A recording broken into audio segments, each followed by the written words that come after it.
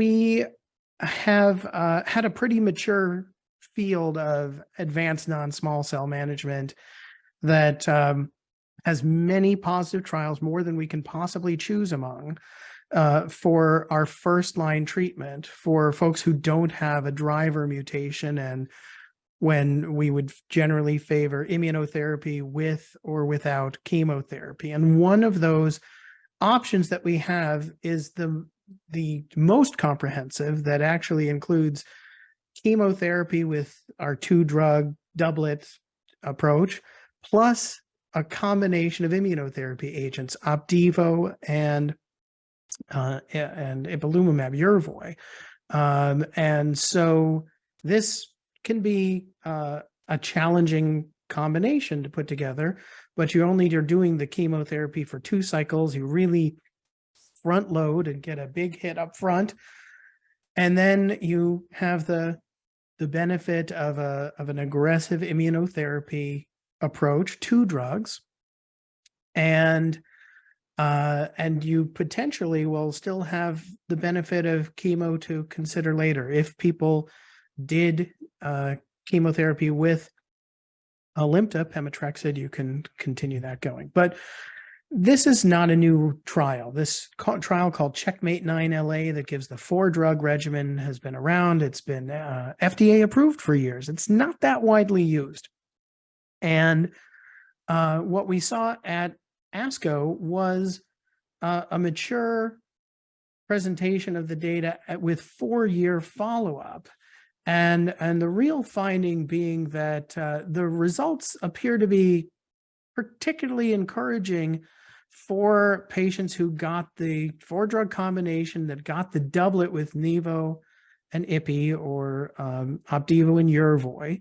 And, with a 20% 4-year survival is quite good, and maybe better than we might expect to see for other trials that we use more commonly, like chemo with Keytruda, based on the Keynote 189 trial. That's with typically carboplatin, but could be cisplatin, and Alimta along with Pembro with Keytruda.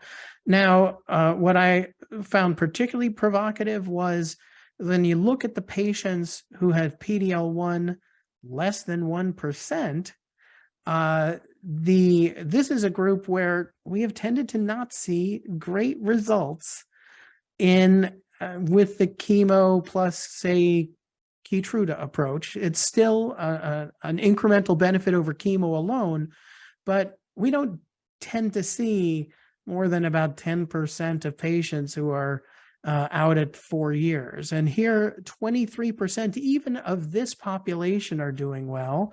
It's not that the patients who have PD-L1 that is positive or high aren't benefiting. They are. But I think that if there is a question, in my mind at least, about whether we might do better than what we've generally done for the last few years, which is chemo, and in my case, I have generally done chemo plus Keytruda for my patients who weren't likely to do very well with just a drug like Keytruda. Question is, could we do better with this combination of Nivo and Ipi, or Opdivo and Yervoy? And I'm interested in your thoughts about what you've been doing over the last couple of years.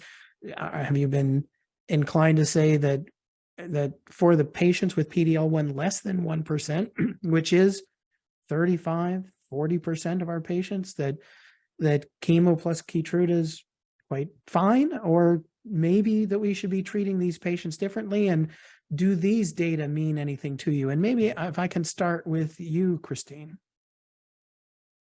Yeah, and I'm so sorry, I had to go off camera for a second because I got paged from clinic, so I apologize for that.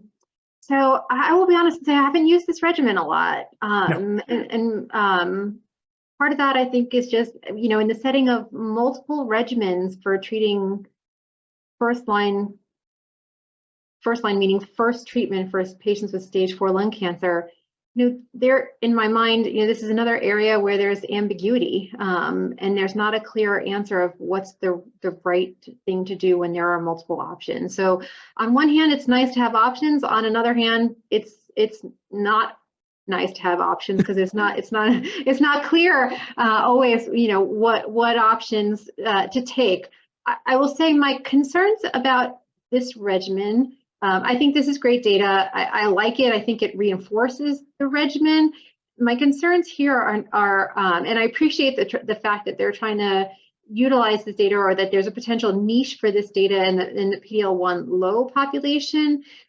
I'd like to see the data on toxicity in a real world setting, because the combination of Yervoy or ipilimumab with Opdivo or nivolumab, we tend to think, oh, immunotherapy is so much easier than chemotherapy, and there's this idea of these chemotherapy-free regimens, that it's somehow easier. I think that's a little bit of a misnomer. I mean, you can have some very serious side effects from immunotherapy, and that concerns me. I think they use this ipi-nivo, that's the short term we refer to it in the clinic as, in other tumor types as well. So we have very good protocols for monitoring the safety of this regimen. But again, when I zoom out and think about the context of there's multiple regimens that I can use, and without a clear winner saying you must use this one, I tend to favor the regimen that Jack mentioned, what we call Keynote 189, the carboplatin, pemetrexed, pembrolizumab for my patients with PD-L1 low, because I think that's in general pretty well tolerated. Is that the right answer or the wrong answer? I don't know. Jury is still out, but I think this is a reasonable option.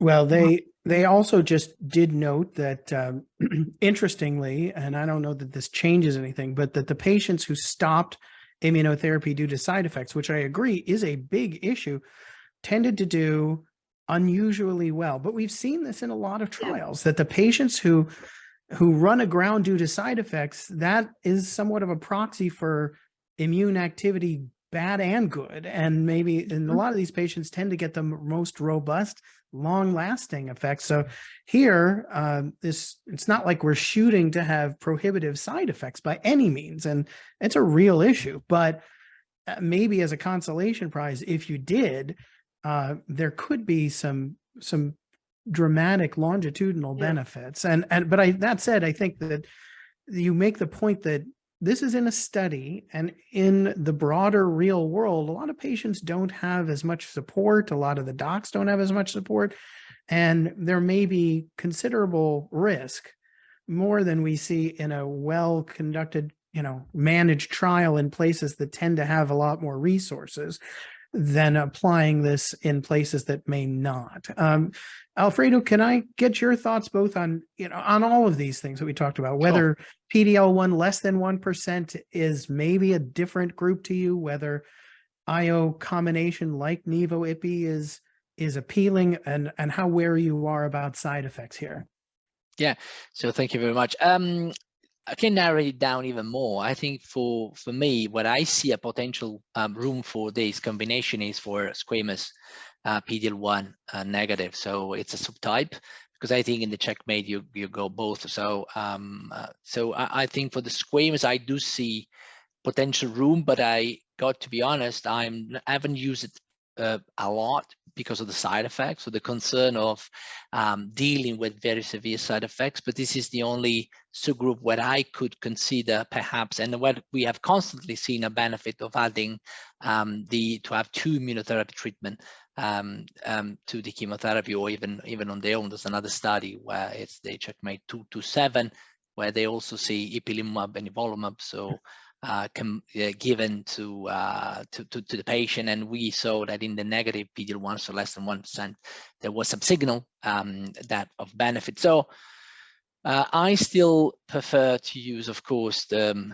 chemotherapy plus Keytruda in all the other settings. But for squamous PD-L1 less than 1, I would consider the CheckMate 9LA. I think the data are quite convincing. And toxicity is a possible concern, and it's something we need to be aware And so it's something that, again, going back to the people listening to this podcast, it needs to be discussed thoroughly, because, you know, it is a consolation to say if you've got severe side effects, perhaps your overall survival is going to be longer, but then it depends on what side effects, whether you ended up in hospital, whether you're on steroids. You know, being on steroids for a long time is not necessarily nice.